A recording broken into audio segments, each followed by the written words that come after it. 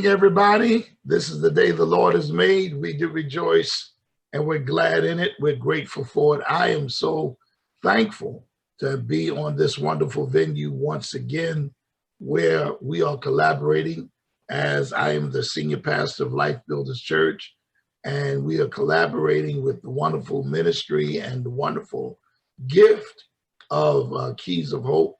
And Keys of Hope is just a phenomenal work that they do regarding the area of mental health, which is so needed in this time. They do much more than that, but the emphasis for the time that we're spending is dealing with issues regarding mental health, especially for key leaders in this time of pandemic.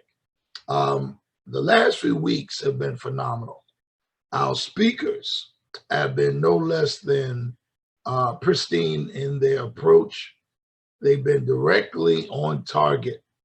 And I want to applaud Keys of Hope for the wonderful job they've done in their selection of those individuals who would be presenting to us.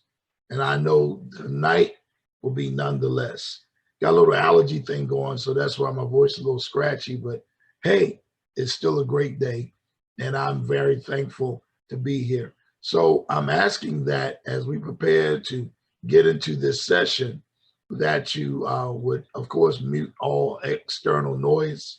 I know that the host will have you muted, but I want you to not be distracted. I want you to hear tonight what is going to be discussed. I'm going to turn it over to Lauren Capel of Keys of Hope, who's going to introduce our wonderful speaker for tonight. And I'm excited about what's about to take place. So without further ado, again, welcome to tonight's session. I think there's one more after this, and it's just been phenomenal. It has been phenomenal. So take it away, Lauren. Thank you, Bishop. I just want to join with you in saying that I have been also empowered, even as a mental health professional from this series. Can never stop learning. So I have been enjoying all of the speakers. I'm actually going to be introducing the topic today, which is around trauma and how to deal with trauma and resilience during this time, which is definitely an important topic for key leaders. We know that all wounds are not visible wounds, and you might even during this pandemic had some wounds that have opened up for you as you had time to sit at home and reflect and not be busy. That you might have been dealing with some traumas, or maybe you've been experiencing trauma during this time. So trauma can manifest in different ways and have a major impact on your emotional and well-being in various aspects of your life. So trauma that is not addressed can be a heavy burden to manage without the right tools and supports and systems in place. But through the power of resiliency, restoring hope is possible. And so I'm going to turn this over to Ms. Tiara Sitnor Diggs, because she is going to introduce our presenter, who is well-rounded and an expert in trauma. And I'm going to turn it over to you, Tiara, now to introduce our presenter for this evening.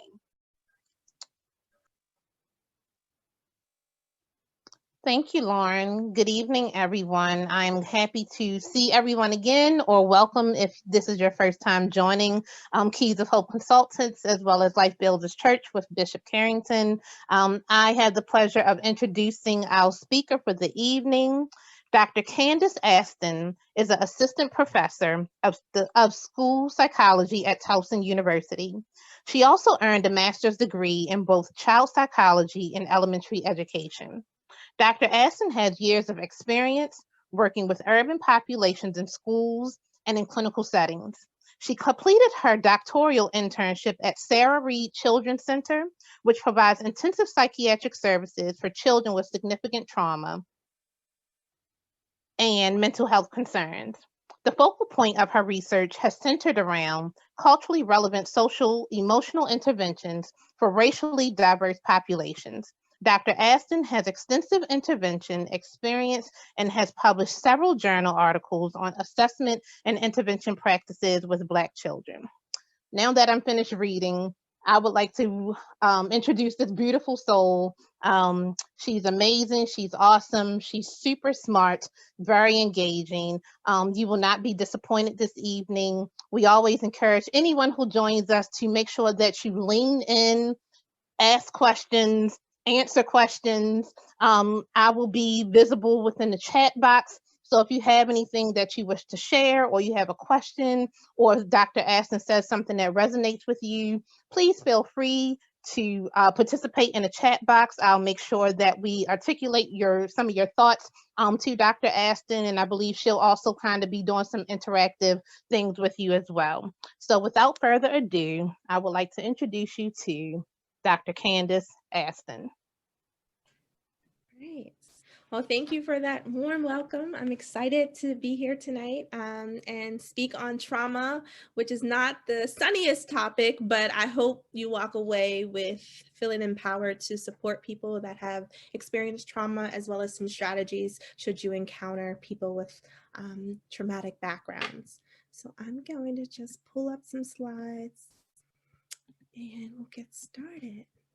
Right. So my goal for everyone when they walk away from the presentation tonight is that you will be able to define and understand the impact of trauma, as well as recognize the importance of addressing mental health in Black communities and the importance of really seeking support, not only for yourself, but for others. Right. So to start off, there's this video clip that I would like to play. And one thing that I want you to keep in mind is this idea of going from living to thriving. And I'm going to pull it up in 1 second. And I really think that this clip will summarize some of the issues that Black people as a whole face in regards to coming to terms with mental health, as well as seeking mental health supports. So I look like NBA superstar James Harden. Was definitely the poor version. I get hip hop superstar, Emmy Award winner, Donald Glover, AKA Childish Gambino. Yeah, that too, right? And last but not least, I get Curtis Jackson, AKA 50 Cent. Now, one of my goals is definitely to get rich or die trying. I think Sally Mae is putting the emphasis on or die trying, right? But see, what I don't hear is, Phil, you look like somebody that lives with depression and anxiety.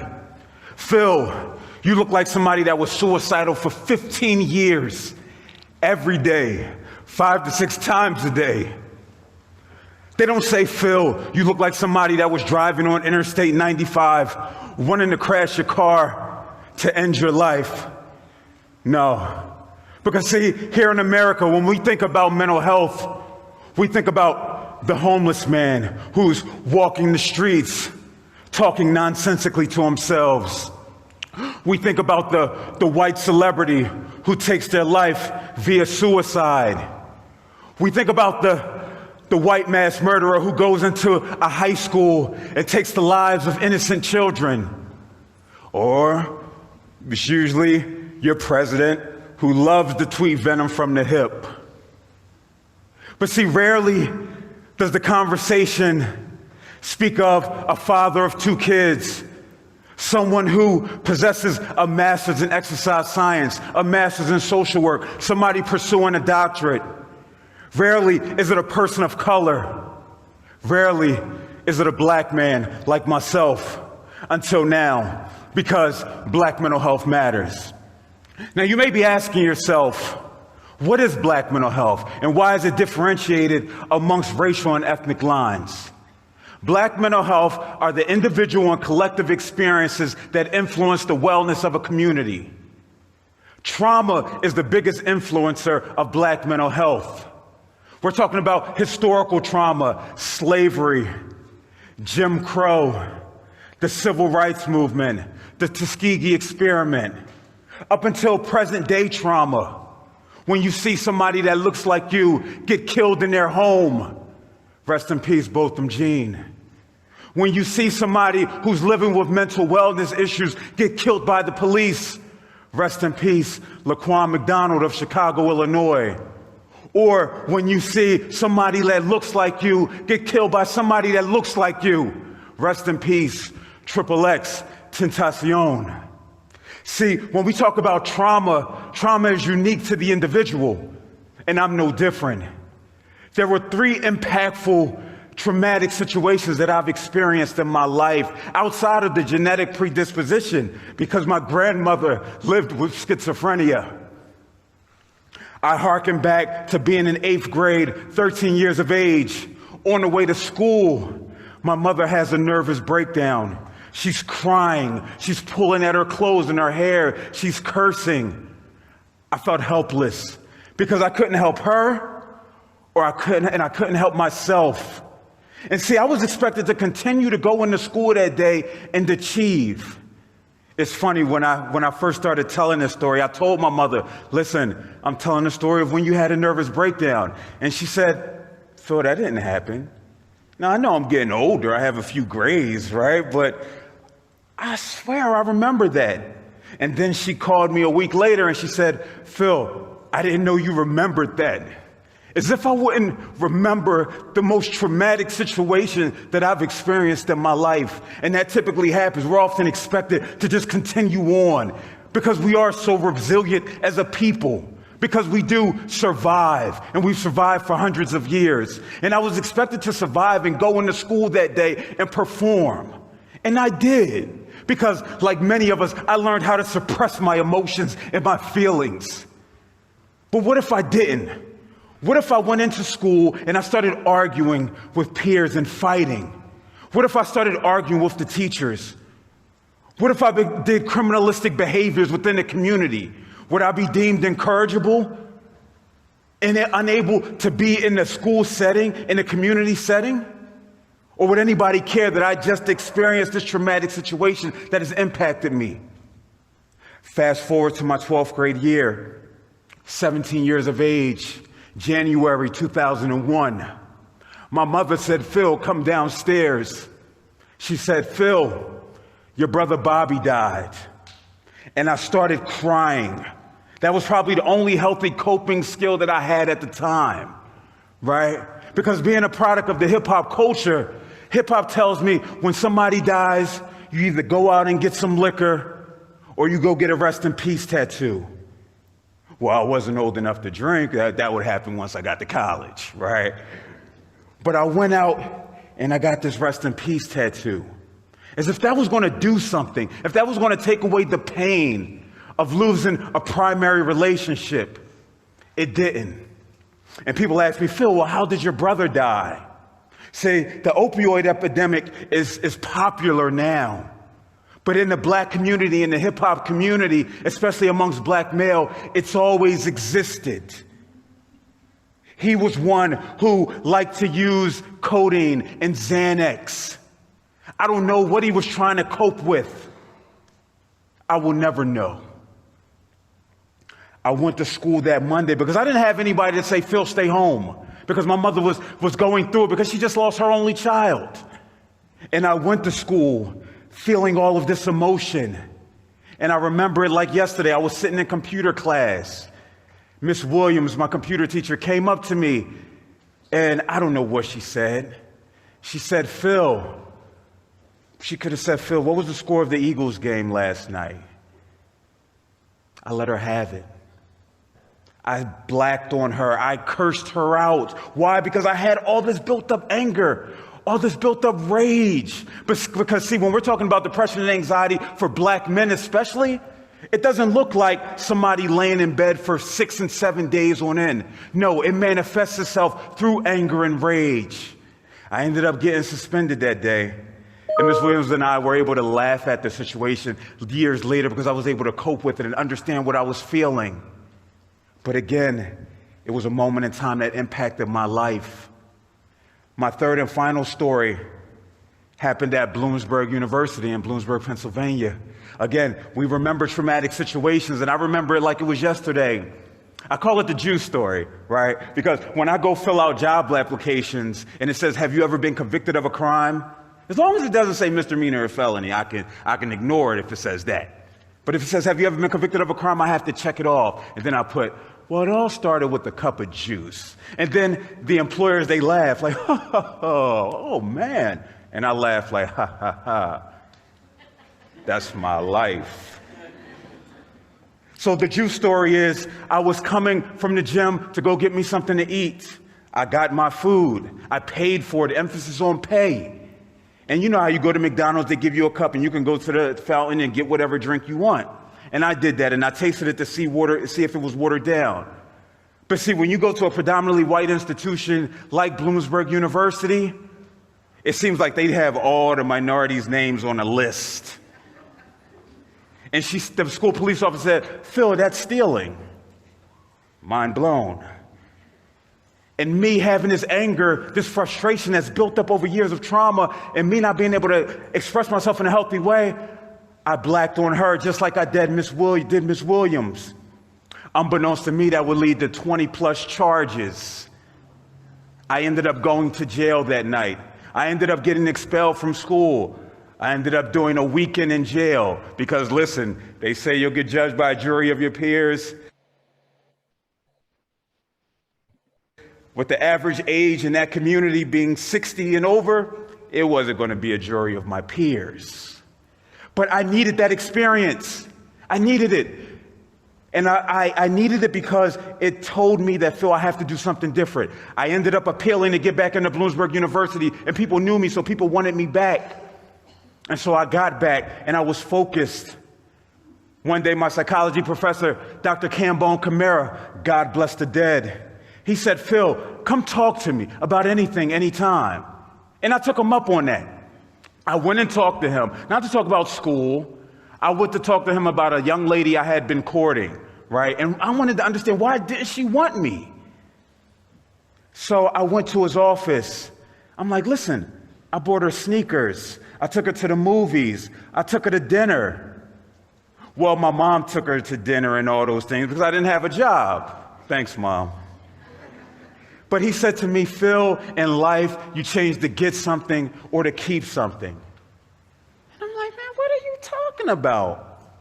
Little did I know that that would become my mantra, that I realized I had to change. I had to work on my wellness so I can be whole. It took approximately 10 years, because that's the average length of time that they say somebody who lives with mental wellness issues, that's the time that it takes for them to come to grips with it and to seek treatment. For Black people, I think it's much longer. And so within those 10 years, I've been on medication, which quelled the suicidal ideations. They're no more. I go to therapy every week. Hi, Dr. Val. It's been so critical for me in my wellness because I decided to go from living to thriving. To my Black brothers and sisters, you too deserve to go from living to thriving. And in that video, I think it does a great job of kind of seeing one person's journey and journey in terms of coming to terms with their trauma, as well as seeing how trauma can lead to some outward behaviors that if that trauma is unresolved, it can really impact us in many ways. And it could end up in us feeling kind of worthless or feeling depressed, but also in many people, we see it through anger. And there's so much research literature that has looked at juvenile justice as well as the prison system. And in terms of the presence of the people that are there, how they endorse trauma. And I believe it was somewhere around 95% of the people involved in both juvenile justice as well as prison have expressed exposure to significant traumas in their life. And fortunately, the man in the story, he was able to really seek support and, find a way to kind of manage some of those early life traumatic experiences and turn it around in a positive way. And that is my goal for kind of everyone today, is to walk away with understanding really the importance of trauma, how it can show up in people's lives in different ways, and how important it is that supports come in. And supports can come from a therapist, it can come in from a church member, it can come in from a friend, someone, and also what's kind of in a lot of the trauma literature is this idea that all it takes is one significant adult or one significant positive relationship to really change the trajectory of trauma and the impact of trauma. And each of you could really be that one person for someone. As a therapist, I worked a lot with people who had a lot of trauma, and sometimes it's easy to get caught up in some of the outward behaviors, but once you peel back the layers, you can really see that this is really at the root of it is trauma. So in terms of Black mental health, there's 4 major barriers to Black mental health and to people in the Black community really reaching out to seek mental health supports. And the first one I have listed here is this idea of mistrust of professionals, the healthcare system. And this is, it stems back to history and the history of research and how it has been done wrong with Black Americans, as well as this idea that I can't trust outsiders, people outside of my community, people that don't look like me. But on the other end of that, in terms of the encouraging news, there are growing numbers of Black professionals in mental health, both psychologists, therapists, counselors. There's growing representation, and at the end of the presentation, you'll see some links to where you can actually have a directory to Black male therapists as well as Black female therapists, if that is something that's really important, if that cultural match is something important in terms of seeking support. The next barrier that I have here is the stigma of mental health. And I can speak personally that I have encountered a lot of people in my own family who, when talking about mental health, is viewed as a weakness. It's viewed as not being strong, or we're almost conditioned to say that, you know, life is hard and we normalize it. So then we think that we're just to live with it being hard. And that's why I really liked in the video when he talked about going from just surviving to kind of thriving. And part of that is taking away the stigma, changing the narrative of mental health. Depression, being someone who deals with depression does not mean that you're weak, does not mean that you're strong. It can really be a sign of strength to acknowledge that, hey, I'm struggling here and I need support. That alone should be viewed as a strength. Dr. Essen, someone in the comment box just made a point that trauma also just shows up in people regardless of background, economic status, or education as well. Yes, definitely. It shows up, and even kind of there's also a lot of history when they talked about that historical trauma, just kind of being born into a situation where trauma kind of can be present in kind of a family line that has been shown, kind of generational impact of trauma. Yeah, I definitely agree with that. In terms of the third barrier here, religion. Sometimes mental illness can be viewed as a test of your faith. So people are hesitant about seeking treatment or therapy because they're wondering, is there a place for prayer as well as therapy? And what has been shown, and there are a lot of Christian counselors and therapists, that there can be space for both. They can both coexist. One doesn't cancel out the other. You can have your faith, you can have your prayer, but you can also seek help and seek outside supports. And the last barrier I have here is this fear of criminalization, legal repercussions.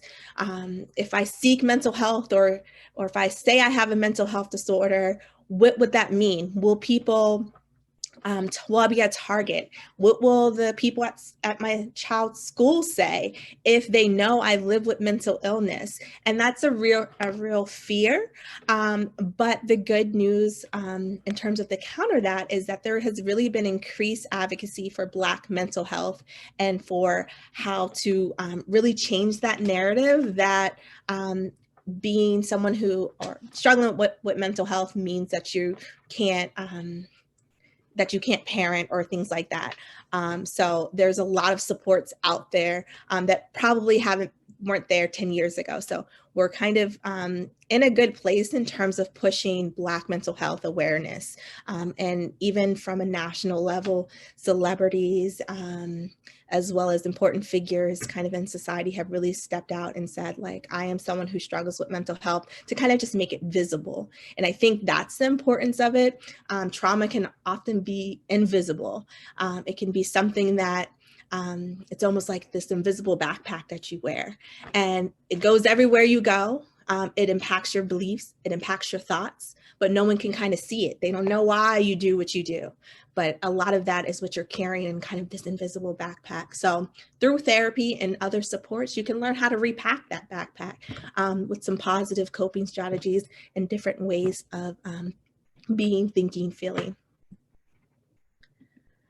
All right, so at the kind of basis of our talk today is to discuss what is trauma, what's the impact of trauma. And one thing that I think is important is to differentiate between stress and trauma, because they're sometimes used interchangeably. And stress is a normal part of life in smaller quantities. Sometimes stress can be a motivating factor. If we, have something to do at work and we feel a little stressed, we're going to kind of get it done. It's going to motivate us, prompt us to do it. However, when we have too much stress and it overwhelms our ability to kind of cope with that in a healthy way, that's when we would say trauma might be present. And trauma is the inability of an individual or community to, like I said, respond in a healthy way to an acute or chronic stress. And I'll define those in the next slide. But like I said, it's what we use to say that a stressful event has overwhelmed and thereby compromised the health and welfare of a person in their community. So in terms of the two primary types of trauma, acute is referred to as simple trauma, one traumatic major event. So this could be a car accident, this could be a natural disaster. It's not something that you're constantly being exposed to day in and day out. It's not happening over and over again. Whereas chronic and complex is multiple traumatic experiences occurring. So this could be, chronic could be living in a household with a parent with a substance abuse disorder. And every day, day in and day out, you're impacted by that experience, and you live with it over time. And because it's something that's repeated and long-term, it's much more difficult to kind of really move past, and it takes a lot more work to kind of work through some of that chronic or complex trauma. To kind of illustrate this idea of stress versus trauma, there's this palm tree analogy. So if you think about the palm trees in Florida, they often endure a lot of winds, and that could be like your stress. So there's a lot of stress of the different winds, and they could be acute or chronic. It could be one big storm that rolls through or several different storms, and the trees bend and sway. However, at some point, that tree might snap. And at the point that the tree snapped and no longer could withhold or could no longer stand those winds, that's when we would say trauma really comes to play, because that tree could no longer deal with the stress that it was being forced to kind of go through. And trauma itself is not necessarily the part of the tree that's snapping or the broken tree. It's really the fact that the tree could no longer sustain the stress that it was under. Dr. Aston, we have a comment from Marlena, one of the participants. She said that my life has been a living trauma that I became accustomed to, not knowing I'm sorry, Marlena, I'm messing up your words, not knowing most of my life what was taking place. After my breakdown and diagnosed, have had a hard time working with my culture. Yeah, I think this really speaks to the barriers and the things that as a minority or as a Black woman or a Black male who is faced with mental health, you kind of struggle with that. And I kind of applaud you for acknowledging that and speaking that. That takes bravery to stand up and say, I am someone who has been exposed to trauma and experienced trauma. I encourage you to keep working through it. What we know about trauma is that unresolved trauma is going to keep showing up in our lives in different ways. And I think you're really taking the first step to acknowledge that it's here and I don't want it here anymore. So it sounds like you really want to move to that thriving space. So I encourage you to kind of take note of the things that we talk about throughout this presentation. And I hope you walk away with some strategies to kind of really mediate this idea of kind of how do I move forward with this information? How do I get, to a place of wellness? All right. So one thing that is that was always interesting to me when I first started kind of learning more about trauma is that it can actually change the brain volume. So they have looked at brain scans. Neuropsychologists and neuroscientists have looked at scans of different brains, and for those of children who have been exposed to significant neglect or traumas, they actually saw a reduce of brain volume. And that alone can lead to cognitive issues, mental health issues, increased likelihood to engage in risky behavior. So that alone, to know that just toxic stress for a 3-year-old. So if a 3-year-old was born in a chaotic environment, exposed to neglect, that alone could reduce the brain volume that they have. So we often think of trauma as kind of this external thing that, okay, it happened, but to know that it can actually change our biology, our makeup.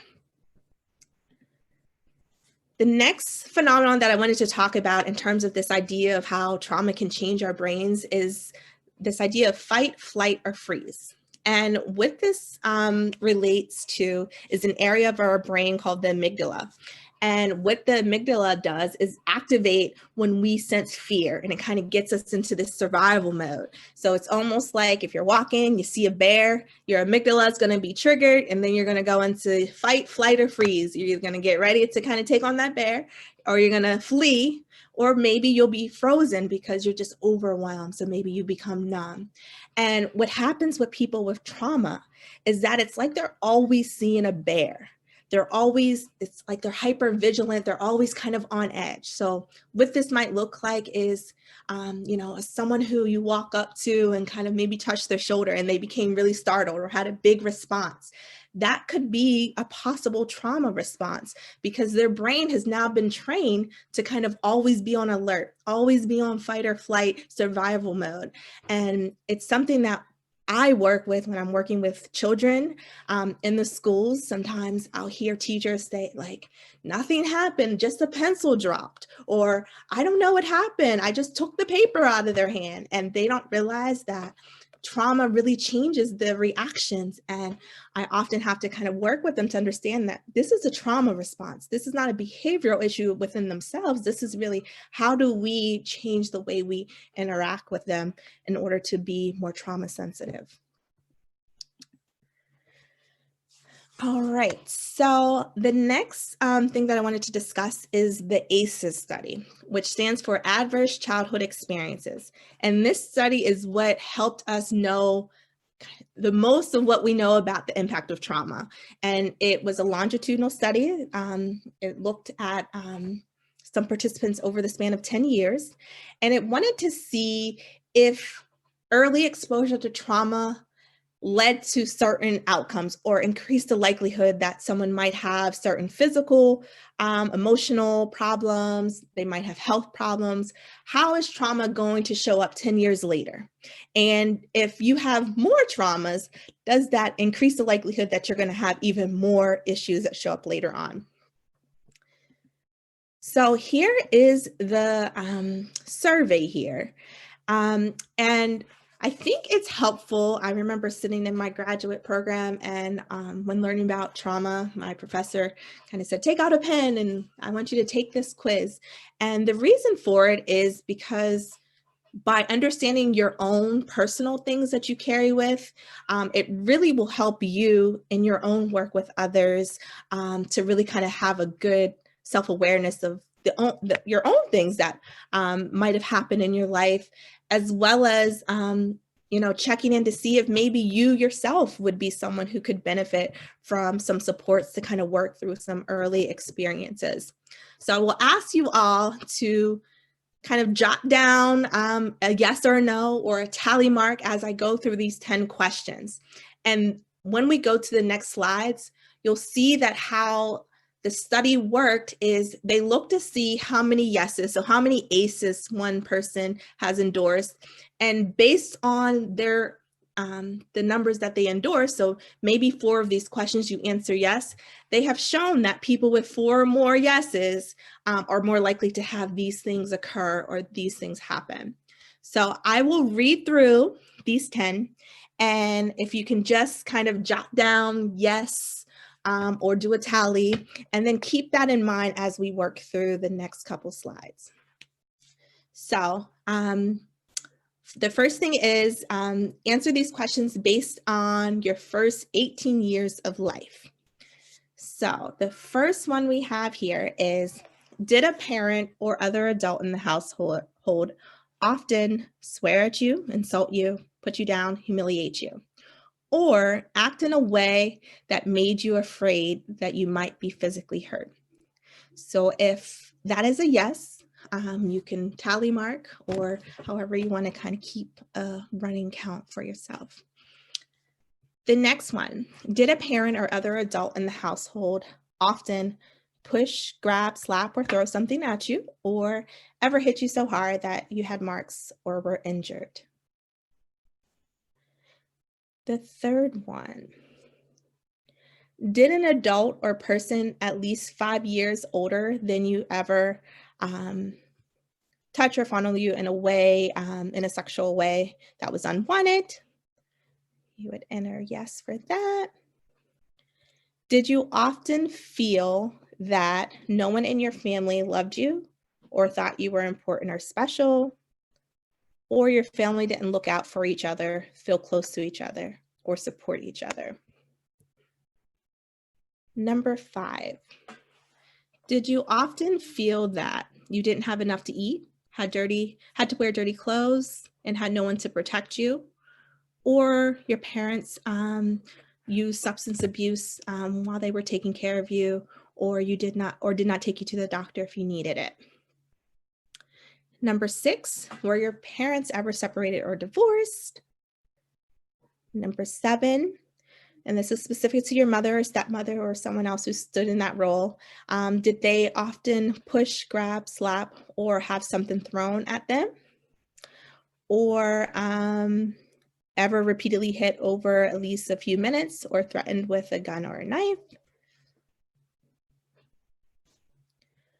Number 8, did you live with anyone who was a problem drinker or alcoholic or used street drugs? Number 9, was a household member depressed or mentally ill, or did a household member attempt suicide? And the last one is, did a household member go to prison? So after thinking about those questions, and this is often done in settings in terms of mental health settings and trying to get an idea of someone's exposure to trauma, and it kind of gives an idea of, treatment options. If someone does have significant trauma exposure, then there are specific therapies that can target trauma. There's trauma-focused CBT. There's narrative therapy that work on kind of discussing your story and kind of reframing it in a more positive way. So I know it can sometimes even be difficult thinking about these things and reflecting on it. We'll go through some of the impact of trauma based on these ACEs scores, and we'll get to we'll build up to how we get to resiliency and how we get to, despite these things, how do we still kind of move forward and get to a positive place or help others get to a positive place. All right. So the first slide here, in terms of looking at the results of the study, talk about those who had 4 or more ACEs. So they said yes to at least 4 of those questions on that questionnaire. So what they have found is they are more likely to smoke, 2 times more likely to smoke, 7 times more likely to become an alcoholic, 10 times more likely to inject street drugs, and 12 times more likely to attempt suicide. 6 or more live 20 years less. So that's really kind of important to think about how it can really take years off of someone's life just dealing with all these traumatic experiences. Depression is also seen. I wanted to touch on the impact of learning just because I am a school psychologist and I work a lot with kids, but they have found that students that have a lot of ACEs or endorse high ACE scores are more likely to be placed in special education, more likely to be suspended. They have higher rates of high school graduation, lower grade point average. They score lower on cognitive assessments. And then here you can see in terms of health outcomes. And the dark blue bar is if someone said they had 1 ACE, and the gray bar is if someone said they had 4 or more. And as you can see, there's this dose response. So the more ACEs that one endorses, the more likelihood they're at risk to have these health issues present. And here kind of is just a visual talking about that dose response. So the more ACEs, the more likely it is predicted that you will suffer from disease, addiction, or even a shorter lifespan. And I'll touch briefly on the expanded ACEs study. So there was a follow-up and they said, hey, we want to know if there's any difference with urban populations. The first study was not done specifically in urban areas. So this one was done in Philadelphia, and they added something to that original checklist. They added racism because they really felt that that alone is trauma. And so here I have defined is what race-based traumatic stress looks like. And I think if we think about the past year and think about police brutality, we think about just the things that have been occurring in regards to Black Americans in the United States in the past year, racial trauma is so real. And like those other traumatic markers, racial trauma has also been seen to predict mental health issues as well as health problems later on. So just experiencing discrimination alone can increase your likelihood to have some mental health problems later on. And here are just some trauma symptoms, and trauma symptoms look different for everyone. It could be anxiety, it could be worry, it could be sadness, depression, it could be negative thoughts about themselves, increased sensitivity. So these are just a few. Like I said, it can show up in many ways. It can show up as anger, but what's important is to get to those kind of lower layers, to peel back those layers and really see what's the core of the issues that person is experiencing. So I said at some point I would get to the good part, and the good part is that resiliency is a big thing. And in the video, the speaker talked about resiliency and how that is often used as a reason why Black people don't seek mental health, because there's this idea that we're resilient, we're gonna make it anyway. And that's true, we are resilient people. I cannot say that more.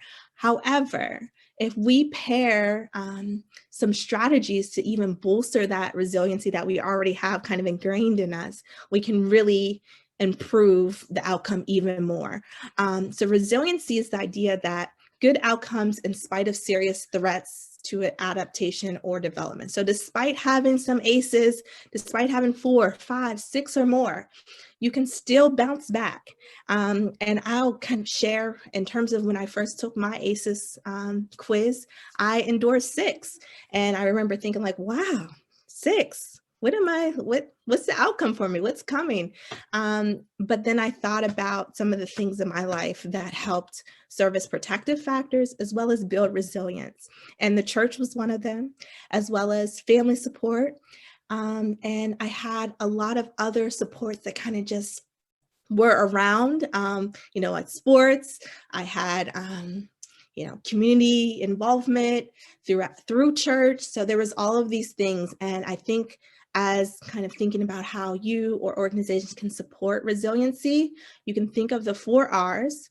And the first one is realizing the impact of trauma. So recognizing that this is a real thing and it impacts people in many ways. Recognize the signs. So understand what it might show up as. Responds to someone by integrating knowledge about trauma, procedures, practices. So changing your practices to really be trauma informed. And then the last R is resist. So seeks to actively resist re-traumatizing someone. And what that means is if you have someone who maybe experienced physical abuse or something in their past, kind of understanding that boundaries is probably big for them, and really working to kind of make sure you maintain the boundaries. Maybe that's not someone that you can just go up and kind of touch on the shoulder because you really don't want to re-traumatize them. And in terms of how the church can support resiliency, once again, recognize the prevalence of trauma, the impact on trauma on the developing brain, as well as some of those consequences, those health consequences are really big. Sometimes we talk about the symptoms, we talk about ADHD, we talk about obesity, but we're not talking about the underlying causes of some of those things. Some of those things are the outward kind of things that we can readily see, but behind that, what's leading to obesity? It could be some trauma. The next thing I have, the third bullet, is potential for healing and the human capacity for resilience and the importance of mental health treatment and being an advocate and really advocating for those that have exposure to trauma to really seek help. And I have down at the bottom, adopt a trauma-informed lens. And what that means is moving away from thinking like, why did someone behave that way? Or why did someone engage in that behavior? And moving towards what happened to them that caused them to engage in that behavior. When we move to that part, we're looking at it through a trauma-informed lens. And as someone who deals with trauma and helps people with trauma, there is a cost of caring. It's important to recognize vicarious trauma and how that can affect our personal lives. So if you are someone who's working to support others with trauma, know that it's important to take care of yourself as well throughout that. You think about on the plane, you have to give yourself oxygen before you can give it to your child. So you want to really make sure that you're still taking care of yourself. And then this slide is how you can seek support or seek support for others. So prayer, religion, I think that's a definitely protective factor that can support and can help. Along with that, therapy is really important. I put it 3 times because it's super important. And I'll say that therapy is work. So I'm saying therapy, that's good. And it is, but know that it's work and know that it'll take time. So even though if in the beginning you tried one session, try it again. And sometimes you have to try several different therapists until you find that right match. Practice self-care, learn to be aware and recognize your own symptoms of possible trauma if you're someone who has experienced that. And know when you're not okay and you might need to okay, something's going on. I need help right now. And being willing to seek the help when you need it.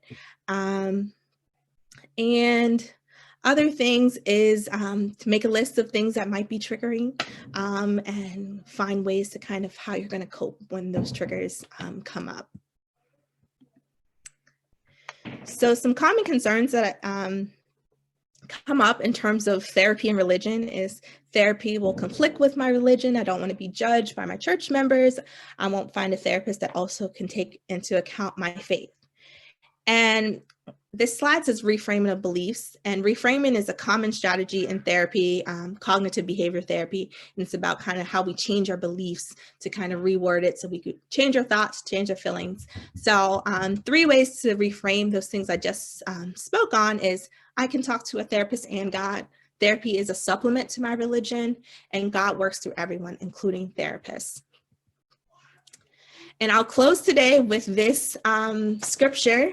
So this story was about a man who lay helplessly by the pool. He couldn't kind of make it in there to get healed by the angels. And then Jesus saw him lying and asked him the question, do you want to be healed?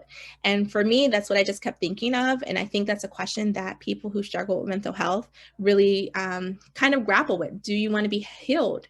And part of that is, how do we get to healing? And I really think that that is about us having our faith, but also moving forward to kind of think about additional supports that we might need. And one of those is really therapy and getting our mental health in order and in a healthy place. So kind of, if we want to be healed, what do we need to do? We have to do something about it. So I think about faith without works, right? So that will be kind of my closing story that kind of came to me when I was working on this.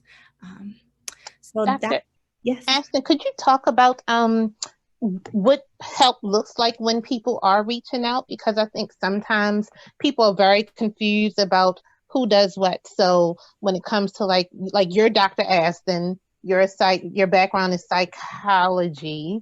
Lauren and I are licensed clinical social workers, and then you have licensed clinical what is that? I can't think of it, practitioners or LCPCs are the credentials. So would you kind of be able to shed a little bit of light on that when we talk about people like seeking help? Sometimes the first step is, I don't even know who to even turn to or talk to.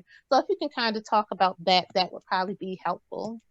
Yeah, and I just moved to this slide. So if you see, the first slide is, if you are looking for a therapist, if you're a Black woman and you're like, I want a Black therapist for myself or for your daughter or something like that, that's that first link. And you can find practitioners. And like Ms. Tiara was speaking to, you have psychologists, which that is what I am. And we really do the same things as a licensed counselor, a licensed social worker, in terms of the therapy side of things. One thing that's a little bit different from psychology is that we do a little bit more with assessment in terms of making more clinical diagnosis, as well as we can do testing to kind of, if there was a learning difficulty, we could give cognitive assessments. We would do screeners to kind of really look at the different types of anxiety and how that might show up in different people. But if someone has an LPC, a social worker, a clinical social worker, or a PhD, a PsyD, all of those, we all basically do the same thing. But I would start with looking at the therapy for Black girls, the Black men. Also, this fourth link, Psychology Today. You can go to that, and it has a large database of therapists across the United States. You can click the city you want to get a therapist in, the town, then you can click the ethnic background that you want from your therapist. Then you can even pick the things you want your therapist to specialize in. So if you want, I need someone who specializes in depression, but also specializes in Christian counseling, you can click both of those boxes, and the people that specialize and meet your criteria will show up in a list.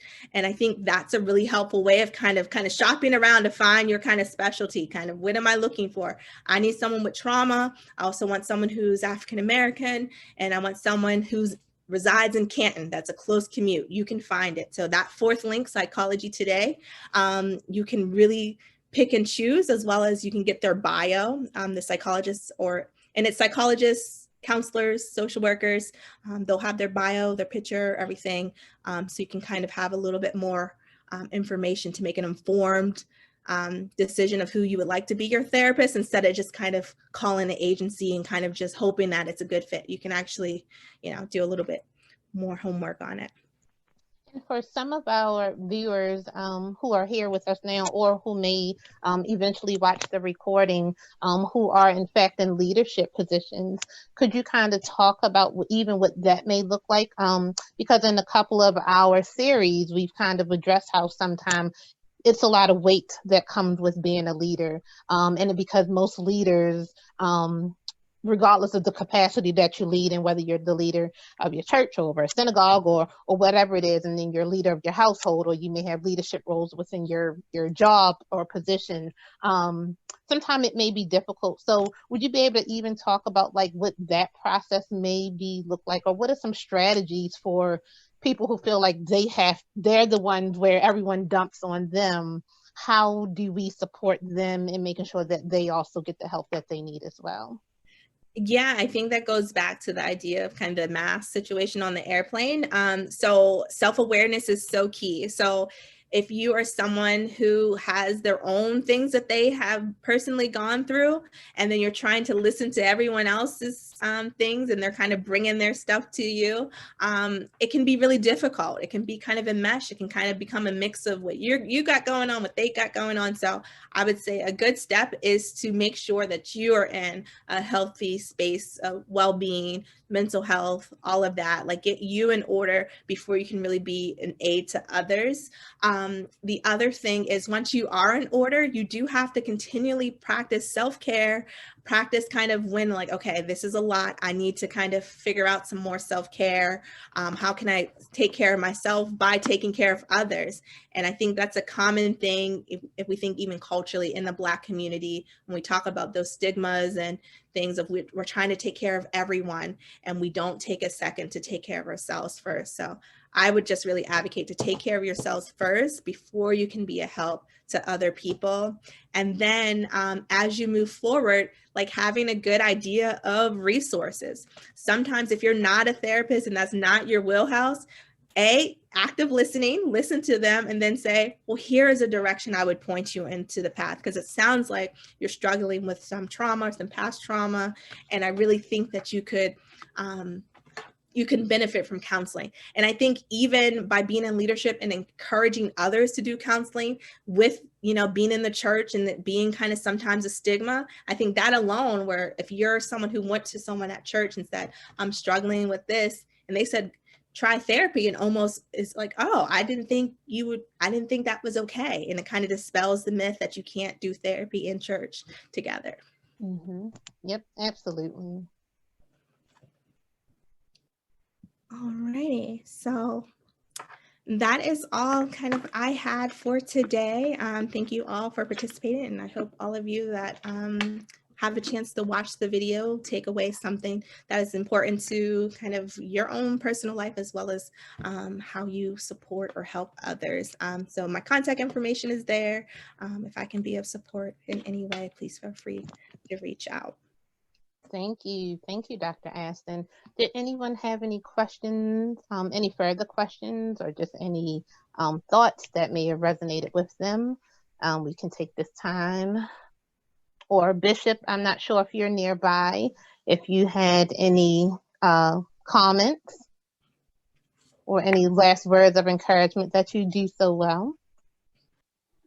Hello, this is Pastor Ken Baker. I'm in California, and my daughter is she's actually working on her thesis in art therapy, and so we've talked about the different modalities, the different ways of therapies, and I think what struck me is that she's in an area where, as you probably know, there aren't many African American females. But she's getting her master's in art therapy, and then I think also in family counseling.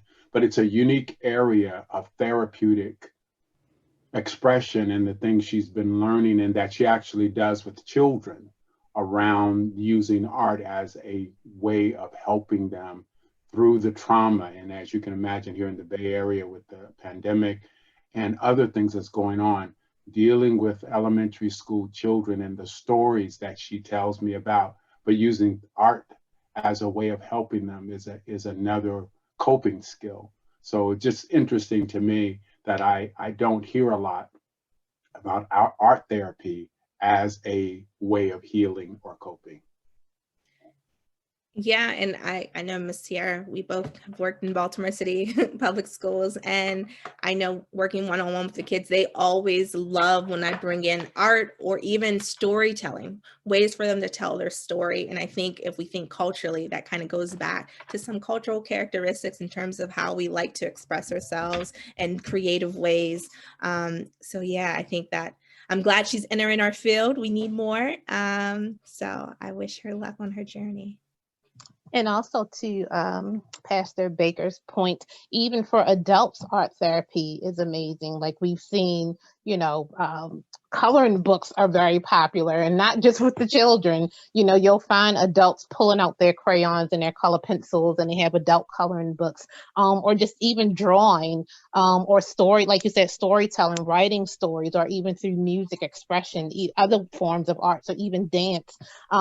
This is a way to express themselves. And again, I think as we are breaking the stigma and having more open discussions around, mental health and wellness and what that looks like, we can be creative, because I think the media and culturally, we always had one thought of what therapy looks like, or what it means to heal yourself. And you're sitting in front of someone and they have a pencil and they're looking at you and you're looking at them, all intense, which works for some people. Some people like that dynamic. But then there's so many other different ways that we can nurture ourselves and take care of ourselves. Even as we talk about just the idea of religion, if prayer and, sitting and meditating and those types of things is your thing, like there's so many different creative ways to, support mental health.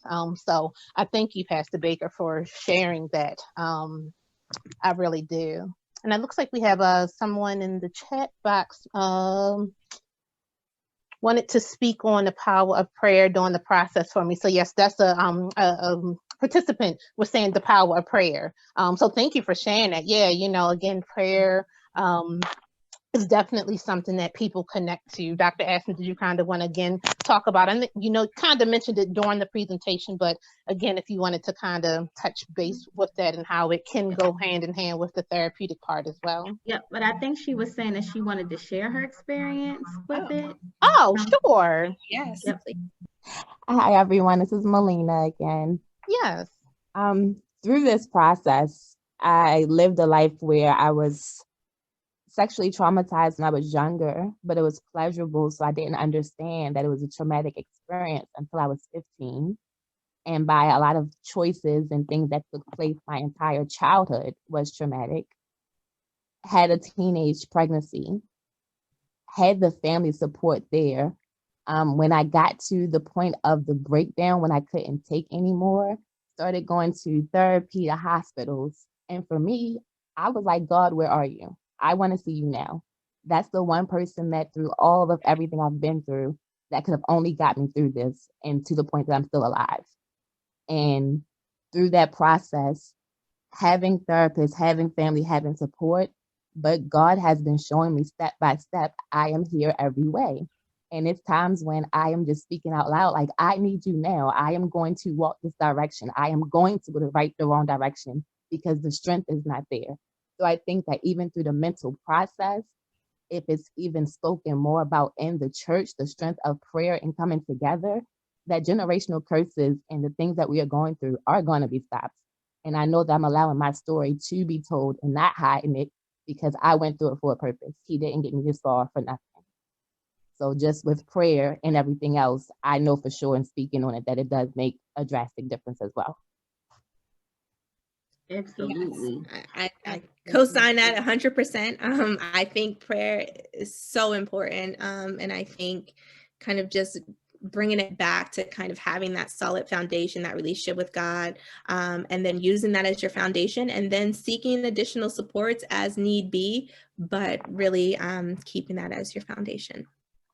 And I just want to thank you just for just being brave and courageous, because as you stated, oftentimes we don't talk about these things, and as difficult as they can be, we often find that through our own liberation, through our own ability to share these stories, that not only do we liberate ourselves and we begin to heal ourselves, and it doesn't become a secret. But then also other people, you encourage other people, you empower other people, you uplift other people to say, you know what, I can talk about this too, and I can get some healing as well. So I truly appreciate you just being transparent. And again, just courageous, because again, it takes a lot to share, especially with a circle of strangers. But we totally appreciate it. And we know that, someone, I'm sure, will be touched by your story and will continue to be touched by your story. And, I just pray and hope that, you will continue on your journey as well. So I thank you for that. Did anyone else have any thoughts or any questions, or even if something just kind of came to you that you just wanted to share, or again, something that resonated with you, or even just around just general like self-care, taking care of yourself. We all know, and sometimes when we give these presentations, we are aware that everyone has not had a traumatic experience, but at the same time, we all experience some component of mental health and just still need to take care of ourselves. So even if trauma hasn't necessarily knocked on your door, again, just really emphasizing the importance of, just daily rituals and routines of taking care of yourself. Even as Dr. Ashton mentioned early on in the presentation, just around stress. So again, maybe you didn't experience trauma, but sometimes we are, especially in the midst of this pandemic, we're experiencing a lot of stress. And so again, just the importance of like daily routines, self-care practices, prayer, art therapy, talk therapy, and some of the other, methods that they have now. It's just very important. And then also to mix it up. Dr. Ashton, could you talk about that just a little bit? Because we do still have some time, but what it looks like to maybe mix it up, because sometimes I think people fall out of therapy because it gets old and stale. And so how can people just even be advocates for themselves if they decide that they do want to take that step? And sometimes it can be intimidating if you're sitting across from a doctor and you want to say, you know what, we've been doing this for 3 months. I think I want to try something different. So what does that look like? Yeah, I think the first thing is to understand that you and your therapist are a team. It's not kind of this power hierarchy where, they have all the knowledge. It's really kind of something that you should take ownership of. In terms of when things aren't working, I think being authentic and stating like, hey, I feel stuck now. I don't know what I can do, but I feel stuck, and kind of, I think one thing I find that people who first begin therapy is that even though you go there to kind of be open and to kind of share your story, you're still a little guarded because this is still someone that has not established all of your trust or gained all your trust yet. So thinking of ways to be authentic, to really participate in. And like I said, it can be really hard. And it can sometimes feel like, hey, I feel worse after leaving therapy now. And that is okay to feel. You want to be uncomfortable because sometimes feeling uncomfortable is going to get you moving in the right direction. So I would say if you're feeling uncomfortable, if you're starting to feel like, oh, I don't know if I'm going to keep up with this, speak up, say if something's going on that you don't like, but also recognize that this might be part of the process. This might be part of the change, and change usually does not come easy. And how long, does anyone else have a question? Because I was going to ask, how long does typically, let's say, trauma therapy, especially if people are truly engaging in trauma therapy, what would you say, just from your work that you've done, what is typically the range? And again, what does that look like? Will people spend the rest of their lives in therapy? Is it 2 weeks? So could you share a little bit of that for people who may not really know? Yeah, and I think it goes back to those two types of trauma: acute trauma, where maybe there was just this one thing that occurred and you're just trying to work past that. So maybe that might be, it could be a couple months, it could be maybe a year, just kind of figuring out a way to process it and move past it and learn some strategies to move from it. But if you're someone who experienced complex trauma or chronic trauma, and it's really difficult, because what I find with some of the kids that I work with, they have chronic trauma and they're still living the chronic trauma. So they're coming to me, I see them, and then they're going right back into the homes in which they're exposed, re-exposed day and day. So for that, I think it's going to take some time, because sometimes it's like I'm giving them strategies on how to cope with some traumatic experiences, but with them being exposed and exposed daily, it's really hard to kind of break that cycle.